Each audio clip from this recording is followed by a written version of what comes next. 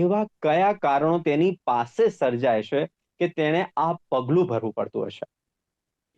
આજનો વિદ્યાર્થી એ અંદરથી બહુ જ મૂંઝાયેલો રહે છે સર.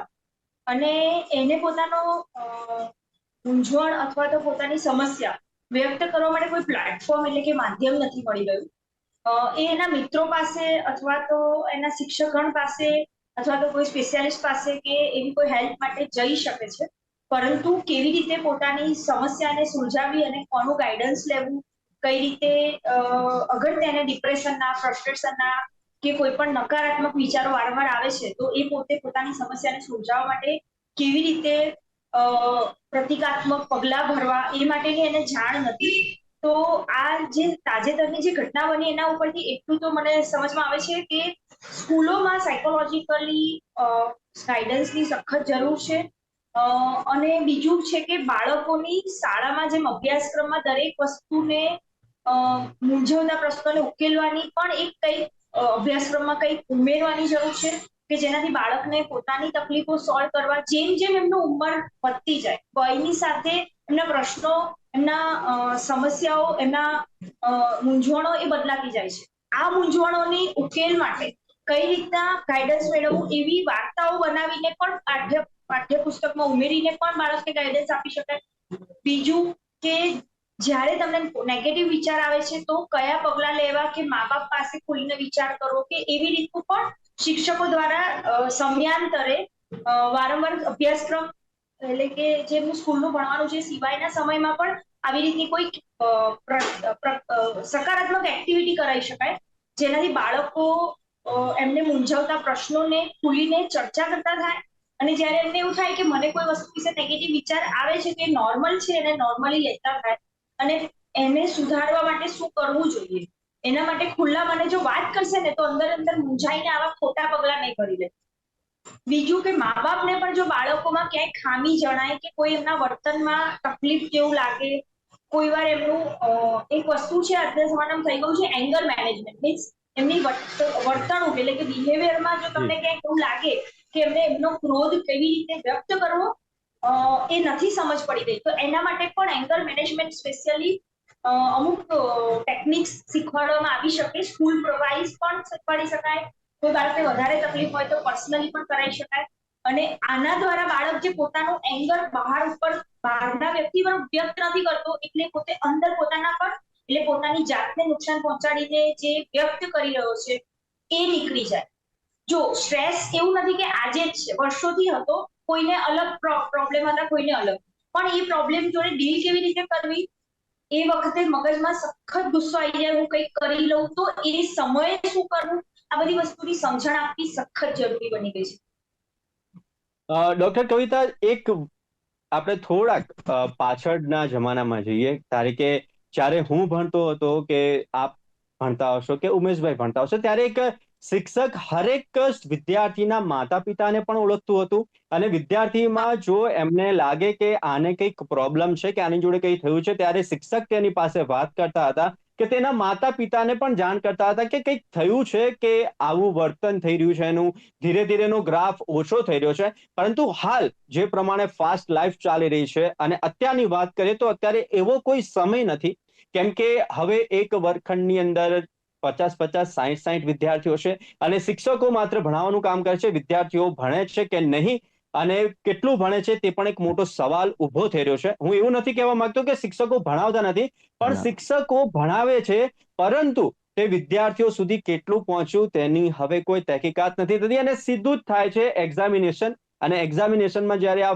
ફેલ થાય છે વ્યક્તિ ત્યારે જ આખું જ જે સ્ટ્રેસ લેવલ છે ત્યારે નેક્સ્ટ લેવલ ઉપર પહોંચી જતું હોય એવું નથી લાગતું આપને કવિતા મેમ? હા, અત્યારના સમયમાં વિદ્યાર્થીઓએ જ્ઞાન કેટલું મેળવ્યું અને એ જ્ઞાનને કેટલું ઉપયોગમાં લેવા માટે અથવા તો શિક્ષણ મેળવવાના દ્રષ્ટિકોણથી એને કેટલી સમજ પડી એના ચકાસવાના માપદંડ એટલે કે સ્કેલ્સ બદલવાની જરૂર છે.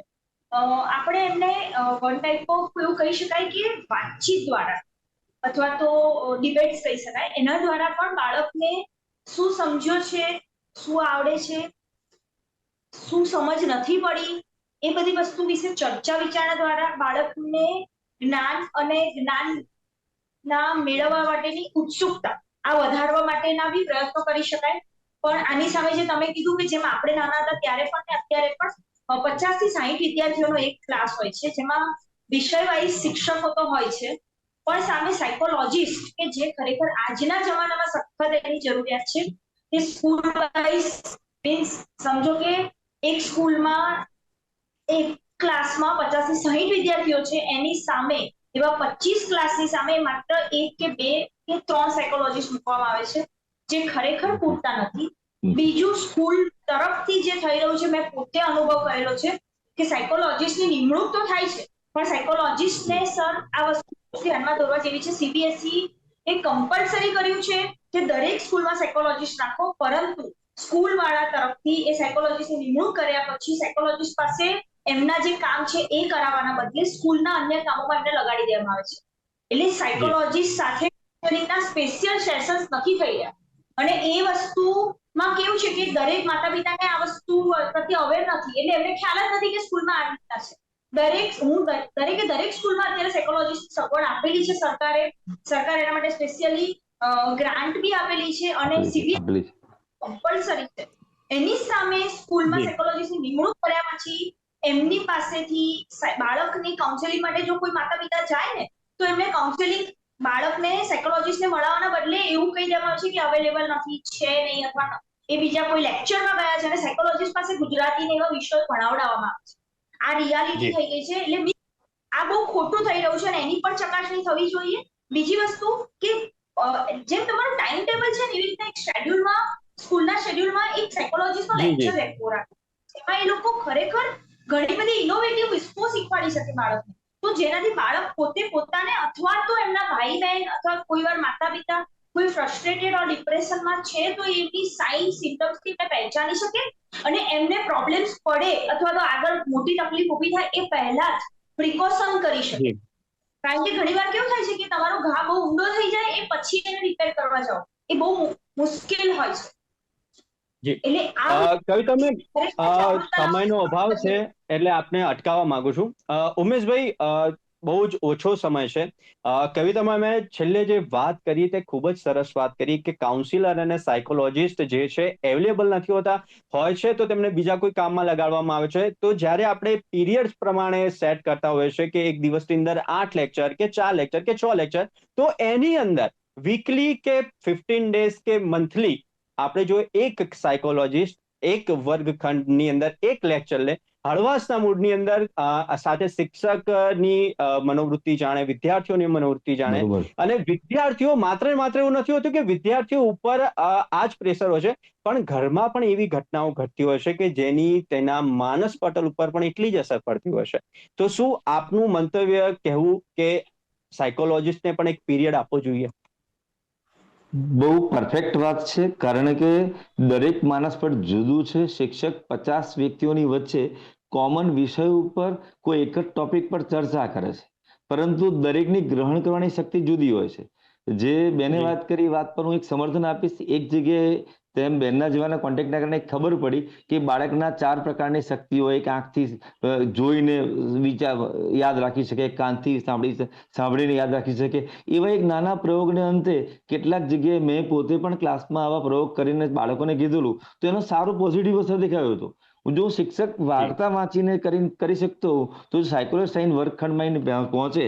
પણ એક પ્રશ્ન જે બેને કીધો કે એપોઇન્ટમેન્ટ થાય છે અને બીજું કામ આપવામાં આવે છે, ત્યારે શંકા જાય છે. બીજું, વાલીઓ માટે અને વિદ્યાર્થીઓ માટે બહુ જ મોટી અવેરનેસની જરૂર છે કે બાળકમાં ખામી સર્જાય તો એને માનસિક રોગી ન સમજે, મનમાં ઉદ્ભવેલી એક દ્વિધા છે.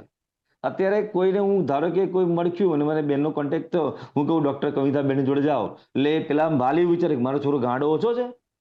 હજુ પણ સમાજમાં માનસિક સાયકોલોજીસ્ટ જોડે જવાનો ભ્રમ છે કે અમારા છોકરા ગાંડા નથી. ગાંડા નથી, મગજમાં ઉપેલું ઉત્પન્ન થયેલું એક દ્રવ્ય છે જે એની પ્રગતિને અટકાવે છે. એ દ્રવ્યને કેમ રિમૂવ કરવું, કેને ઉત્પન્ન કરવું, એના માટે જેની જરૂર પડે. ઉમેશભાઈ, આપને અટકાવવા માંગીશ કારણ કે સમયનો અભાવ છે. કારણ કે આ મુદ્દા ઉપર ચર્ચા કરવા જઈએ તો ખૂબ જ લાંબો સમય માંગી લે, લગભગ 2-3 એપિસોડ થઈ જશે. કવિતાબેને પણ સરસ વાત કરી કે જે પ્રમાણે સાયકોલોજીસ્ટની નિમણૂક થવી જોઈએ અને જે પ્રમાણે સાયકોલોજીસ્ટનું સ્કૂલની અંદર કામ હોય છે પરંતુ સ્કૂલ દ્વારા તેમને અલગ કામ આપવામાં આવશે. ઉમેશભાઈએ પણ એક ખૂબ જ સરસ વાત કરી કે વિદ્યાર્થીઓ સાથે તેમના વાલીઓ અને શિક્ષણ જે ત્રિવેણી સંગમ થવો જોઈએ, હવે તે ત્રિવેણી સંગમ થતો નથી. તેના કારણે પણ આ પ્રકારની ઘટનાઓ દિન પ્રતિદિન વધી રહી છે. ઉમેશભાઈ અને ડોક્ટર કવિતાબેન અમારી સાથે જોડાયા તે બદલ ખૂબ ખૂબ આભાર. નમસ્કાર.